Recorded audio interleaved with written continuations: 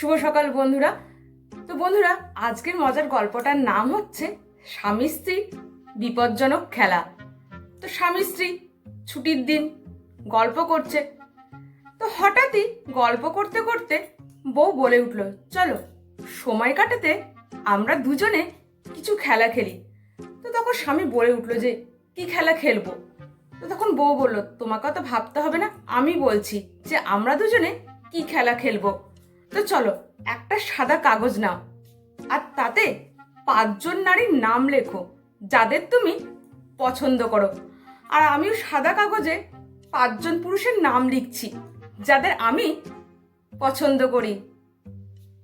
এরপর দুজনে কাগজ কলম নিয়ে লেখা শুরু করলো। কিছুক্ষণ পরে কাগজ খোলা হলো।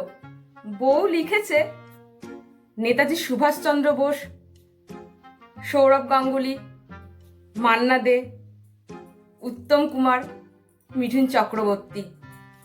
আর স্বামী লিখেছে রিয়া, ছেলের স্কুলের বন্ধুর মা অঙ্কিতা, বউয়ের মামাতো বোন পূজা, সামনের ফ্ল্যাটে বৌদি, আর অঙ্কিতা ছেলের গৃহশিক্ষিকা, আর সীমা বউয়ের বান্ধবী। তো মোরাল অফ দ্য স্টোরি, পুরুষরা হচ্ছে বাস্তববাদী আর নারী থাকে স্বপ্নের জগতে। তো এই খেলার পরিণতি হচ্ছে স্বামী 10 দিন ধরে হোটেলে খাবার খাচ্ছে আর ড্রয়িং রুমের সোফায় ঘুমাচ্ছে। ছেলের গৃহশিক্ষিকার চাকরি চলে গেছে, আর একজনের ফেসবুক আইডি ফোন নাম্বার দুটোই ব্লক, আর একজনকে তো বাড়িতে আসতেই বন্ধ করে দিয়েছে, আর সামনের ফ্ল্যাটের দিকে জানলায় কাঠ দিয়ে পার্মানেন্টলি বন্ধ করে দিয়েছে।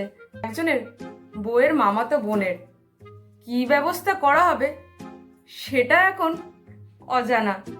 বন্ধুরা, হ্যাঁ, ছেলেদেরকে বলছি, ভুলেও আপনারা এই খেলা নিজেদের ঘরে খেলবেন না, কারণ একটা বয়সের পর খেলাধুলো না করাই ভালো।